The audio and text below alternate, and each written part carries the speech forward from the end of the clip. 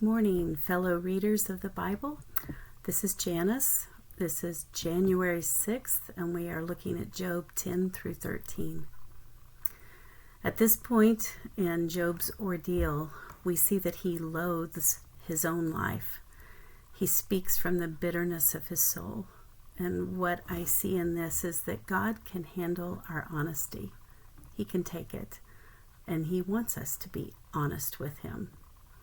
When life's hard multiplies, whether it's financial loss or illness or broken relationships or wounds or overwhelm, it's natural for bitterness to fill our hearts.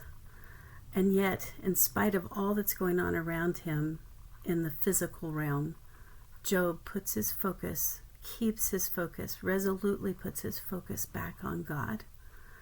And he argues with him. He says in chapter 10, verse 7, "According to your knowledge, I am indeed not guilty, yet there's no deliverance from your hand. Your hands fashioned and made me, and would you destroy me? Why have you brought me to life?" His despair is palpable. He doesn't know of the battle in the spiritual realm trying to bring him down.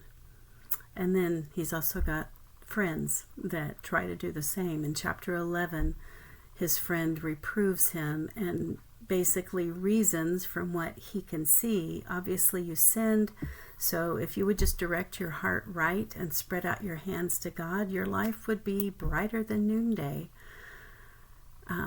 We can't just look at what we can see and discern humanly what God is doing. There's a whole nother dimension spiritually of what he is bringing about. And Job keeps his focus there.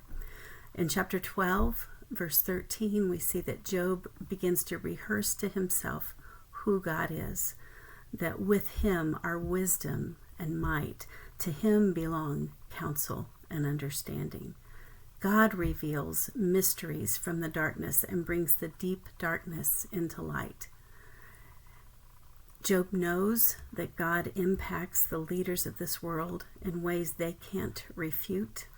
Judges, kings, nobles, nations, God rules over all. And we see that Job understands this about God. We saw in the first few chapters of this book that God sets boundaries that no one can defy. God is king, and Job knows that. Again, in 13:3, we see Job's focus is to speak to the Almighty and to argue with him rather than with these men who smear lies and are worthless physicians to Job. They're not helping him at all. I love that this name is used for God, Almighty. We would also say the El Shaddai, the most powerful, all-sufficient one. That is one of God's names. The one who pours forth blessings. And when I was first introduced to that name, it was given with the illustration of a cloud pouring out rain on the ground. And the ground that is hard does not receive that blessing of rain, but rather accumulates into destruction, to wash things away, to destroy. But the ground that is soft or plowed up receives that rain, that blessing, and it's nourishing. So that reminds me to think of what is the state of my heart. Am I letting bitterness harden me through the hard things that are going on? Or am I keeping my focus on God, trusting him, and letting him bless through the hard, through the storms? He can still pour blessing into our lives.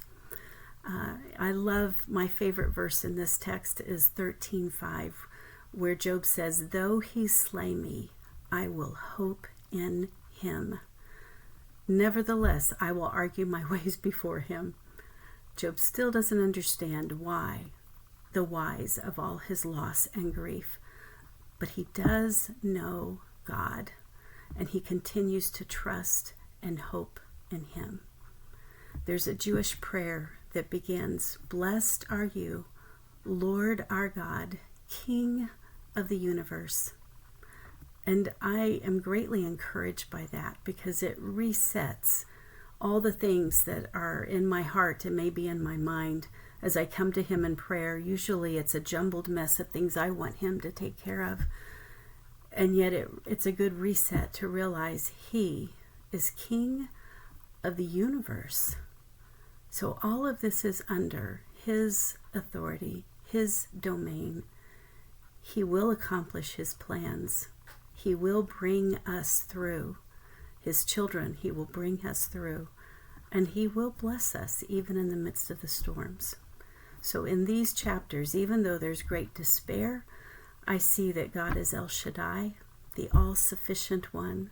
I see that Job knows him, and if Job knows him, then I can begin to know him too, know God too.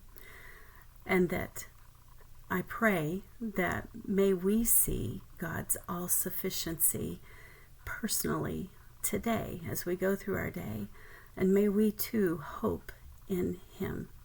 Blessings to you today, and we'll continue in Job tomorrow.